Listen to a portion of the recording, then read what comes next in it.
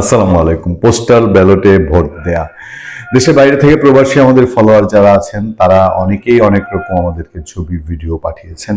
আমি বাংলাদেশের নাগরিক, মন চাক আর না চাক ডক্টর মোহাম্মদ ইউনূসকে বা এই সরকারকে আমাদেরকে মেনে নিতে হয়েছে। আমরা সরকারের শুরু থেকে প্রথম 6 মাস নির্বিঘ্নে সরকারকে বলেছি যে সরকার কাজ করে দেখাক, এই সরকার কি করতে পারে তার উপরে বিচার করে আমরা আমাদের বিশ্লেষণ দাঁড় করাবো, এবং আমরা সেটাই করেছি।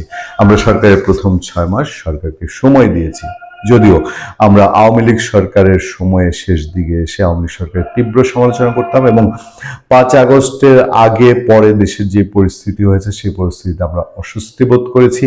সেসব পরিস্থিতির মধ্যে দিয়েও যে সরকার ক্ষমতায় এসছে সে সরকারকে এখনো মানি বলেই দেশের আইন কানুন মানি। ফলে এই সরকারের ভোট গ্রহণ প্রক্রিয়া, ভোট দিব কি দিব না, ভোট দিতে যাবেন না, হাওয়া দিবেন না না দিবেন, সেসব প্রেক্ষিতে আমরা আমাদের নিরপেক্ষ অবস্থান, একটি ক্ষুদ্র পরিসরের সংবাদ মাধ্যম হলেও আমরা আমাদের নিরপেক্ষ অবস্থান ধরে রাখার চেষ্টা করব।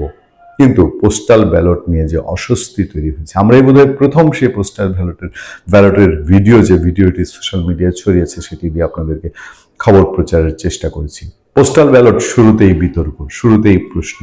সরকার কতটুকু নির্বাচন আয়োজন করবে, কতটুকু পারবে না তারই বোধহয় ইঙ্গিত দেখা যায়। আকাশে সিঁদুরে মেঘ দেখলেই ভয় পাওয়ার একটা বিষয় আমাদের মধ্যে সবসময় থাকে। খবরে বলা হচ্ছে ভোট শুরুর আগেই পোস্টাল ব্যালট ব্যবস্থা নিয়ে বিতর্ক দেখা দিয়েছে। অনলাইনে ছড়িয়ে পড়া একাধিক ভিডিওতে একটি বাসায় কয়েক ব্যক্তির কাছে অনেক ব্যালট পেপার দেখা গেছে। আমি সেই ভিডিওটি এর আগের দিন আপনাদেরকে দেখেছি, আজকে আবার রিপিট করছি।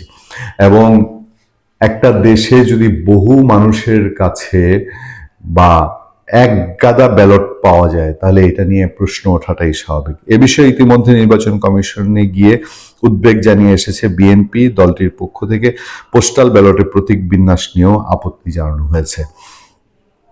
অনলাইনে ছড়িয়ে পড়া ভিডিওতে দেখা গেছে আগামী জাতীয় সংসদ নির্বাচনের অনেক পোস্টাল ব্যালট কয়েকজন মিলে গুনছেন। পোস্টাল ব্যালটের খামে ঠিকানা লেখা রয়েছে বাহরাইনের। দেশে পোস্টাল ব্যালটে ভোট দেওয়ার ব্যবস্থা অনেক আগে থেকে চালু থাকলেও প্রথমবারের মতো প্রবাসী ভোটারদের ভোট দেওয়ার জন্য এই ব্যবস্থা চালু করেছে ইসি।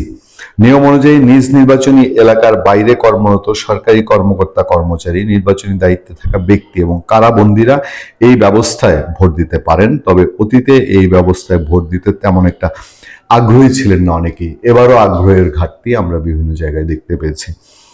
আগে আইন থাকলেও সুযোগ ছিল সীমিত। এবার আইটি সাপোর্টেড পোস্টাল ব্যালটে ভোট দেওয়ার ব্যবস্থা করেছে ইসি। এজন্য নির্বাচনী আইনেও পরিবর্তন আনা হয়েছে। 5 জানুয়ারি পোস্টাল ভোট বিডি অ্যাপে নিবন্ধন শেষ হয়।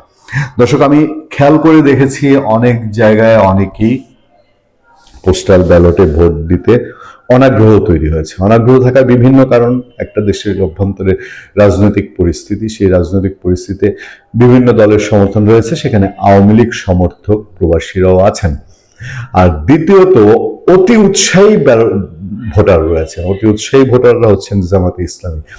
জামাতে ইসলামী দেশের বাইরের কর্মী সমর্থক যারা, তারাই অতি উৎসাহী চেহারা নিয়ে এই অবস্থাটা তৈরি করেছেন।